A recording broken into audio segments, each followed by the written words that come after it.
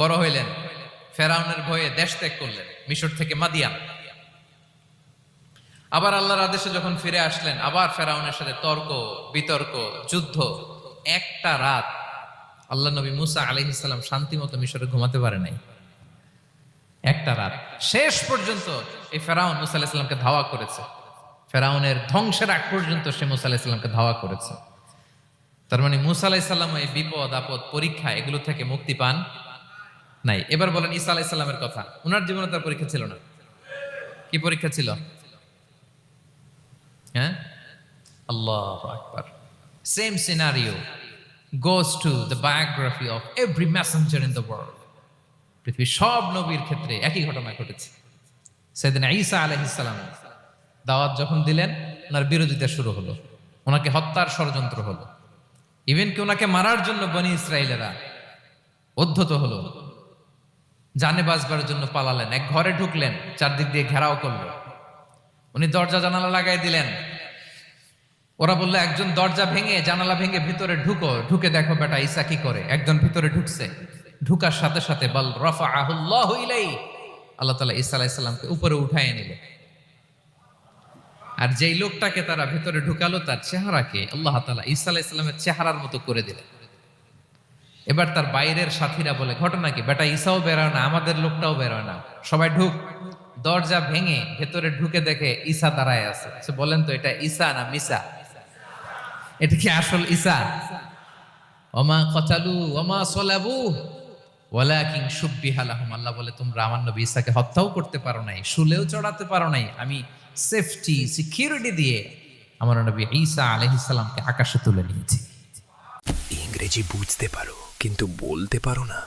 Sorry, আমার English ভালো না। তোমার প্রতিদিন প্র্যাকটিস করা উচিত। আমার সঙ্গে প্র্যাকটিস করার মতো কেউ নেই। তোমার জন্য আমি আছি না। I am CV, your AI English tutor. মানে আমি তোমার সঙ্গে ডাইরেক্ট কথা বলতে পারবো? অবশ্যই। আমি তোমাকে ইনস্ট্যান্ট ফিডব্যাক দেব, তোমার প্রোনাউন্সিয়েশন, গ্রামার সবকিছু ইমপ্রুভ করব, আর তুমি খুব ভালো সিকিউরিটি দিয়ে আমার নবী ঈসা আলাইহিস সালামকে আকাশে তুলে নিয়েছি। তাহলে ওনার জীবনও পরীক্ষার শেষ ছিল না। এবার যদি আমরা বিশ্বনবী সাল্লাল্লাহু আলাইহি ওয়াসাল্লামের জীবনের দিকে তাকাই, ওনার জীবনটা দেখেন তো। আমাদের পেয়ারা নবী বিশ্বনবী মুহাম্মদুর রাসূলুল্লাহ সাল্লাল্লাহু আলাইহি ওয়াসাল্লাম, ওনার জীবনে কি স্ট্রাগল ছিল? স্ট্রাগল। মাক্কি জীবনের কথা যদি একটু খেয়াল করেন, দেখেন তো 3 বছর শিয়াবে আবি তালেবে জেল খেটেছেন, না খেয়েছিলেন। ওনার বংশের লোকেরা প্রথমে ছাগল খেয়েছে, ছাগলগুলো যখন শেষ, ছাগলের চামড়াগুলো শুকিয়ে ওইটা খাইছে। গাছের পাতা ছাল এগুলো খেয়ে খাবারের অভাবে বেহুশ হয়ে পড়ে থাকতো তারা। না খেয়ে না খেয়ে কয়দিন ছিলেন আপনি? আমি কয়দিন ছিলাম না খেয়ে? মনেই তো পড়ে না, না খেয়েছিলাম কিনা কোনোদিন। এ হচ্ছে মাক্কি জীবন। মেন্টালি প্রেসার দেয়া হয়েছে। বিশ্বনবীর চাচা আবু লাহাব, তার 2 ছেলে উতবা আর উতাইবা, এদের সাথে বিয়ে দিয়েছিলেন 2 মেয়ের। যখন দাওয়াত দেওয়া শুরু করলেন, 2 মেয়েকে ডিভোর্স দিয়ে দিল। দেখেন, একটা বাবার জন্য প্রাপ্তবয়স্কা মেয়েকে যখন উঠায় নেয়ার আগে ডিভোর্স দেয়, তার মানসিক অবস্থাটা কেমন থাকে বলেন? মেন্টালি প্রেশারাইজ করা হয়েছে, ফিজিক্যালি হ্যারাস করা হয়েছে। বিষ্ণু ইসলাম যখন নামাজে দাঁড়াতেন, উটের পচা নারী ভুঁড়ি বিষ্ণুনবীর কাঁধে চাপিয়ে দেওয়া হতো। আপনার জীবনে এরকম ঘটছে কখনো? আপনি নামাজ পড়তেছেন, উটের পচা নারী ভুঁড়ি আপনার কাঁধে চাপিয়ে দেওয়া হয়েছে। কয়দিন হয়েছে এরকম? কয়দিন হয়েছে? হ্যাঁ, তারপরে তো আলহামদুলিল্লাহ বেরোয় না মুখ দিয়ে। কেমন আছেন হুজুর কোয়েন না, বেশি একটা সুবিধার না, তাই না? বেশি একটা একটু মিলাবেন। কতটুকু পরীক্ষা আমরা দিয়েছি। তায়েফে গেলেন বিশ্বনবী, তায়েফে গেছিলেন জমির বায়না দিতে, তাই না? জমি কিনবে তায়েফে। তায়েফবাসীদেরকে জাহান্নামের আগুন থেকে বাঁচাতে গিয়েছিলেন, নিজের জন্য না। সেখানে তায়েফের ছেলেরা পাথর মেরেছে বিষ্ণু ইসলামের গায়ে। এত শুভ্র দেহ ছিল, চেহারা ছিল, বিষ্ণুনবীর গা দিয়ে ঝরঝর করে রক্ত ঝরেছে। ফিজিক্যাল হ্যারাসমেন্টের শিকার হয়েছেন বিষ্ণু ইসলাম।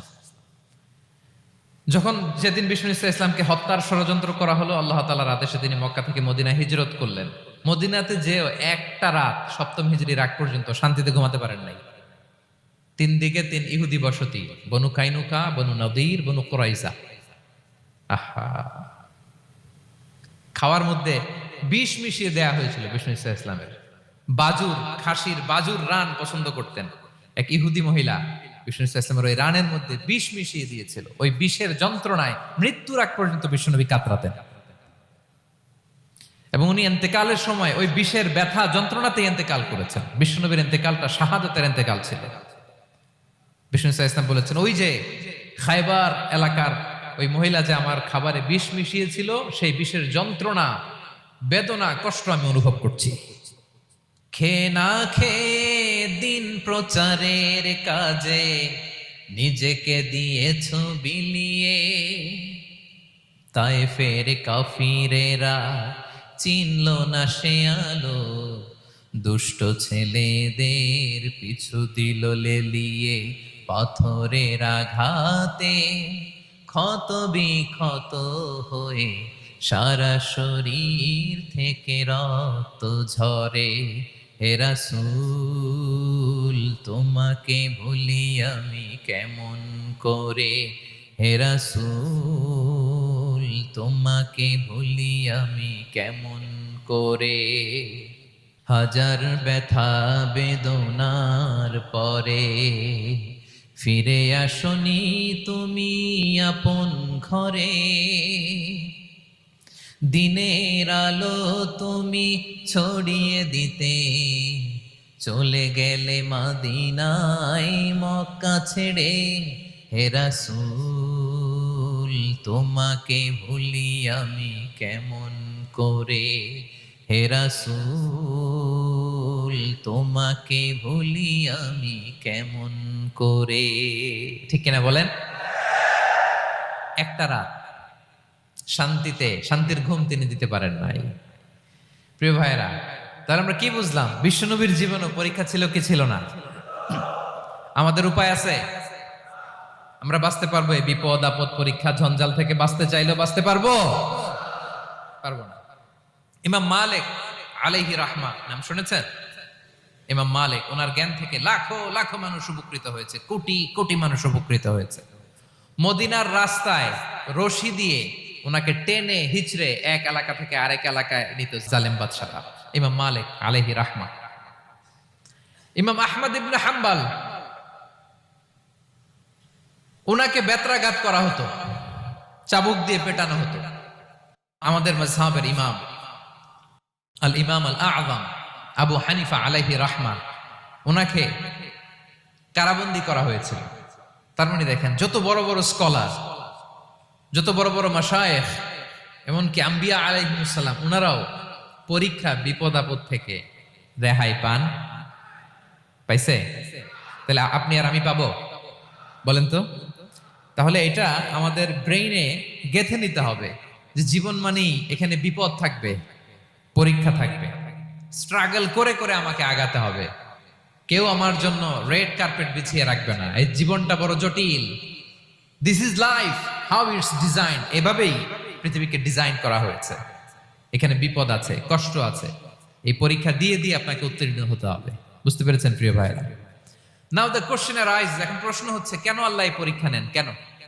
আল্লাহ তাআলা সূরা মুলকে বলেছেন, এই পৃথিবী সাজানোর, এই জীবন মৃত্যুর এই খেলা, এটার উদ্দেশ্যটাকে আল্লাহ তাআলা স্পষ্ট করে বলেছেন। আল্লাযী খালাকাল মাউতা ওয়াল হায়াতা লিয়াবলুয়াকুম আইয়ুকুম আহসানু আমালা।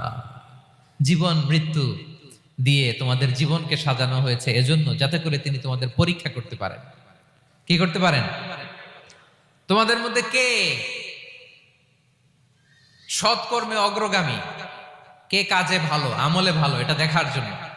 বেসিকলি আল্লাহর দেখার প্রয়োজন নাই, আমাদেরকে দেখানোর জন্য এই পরীক্ষার আয়োজন।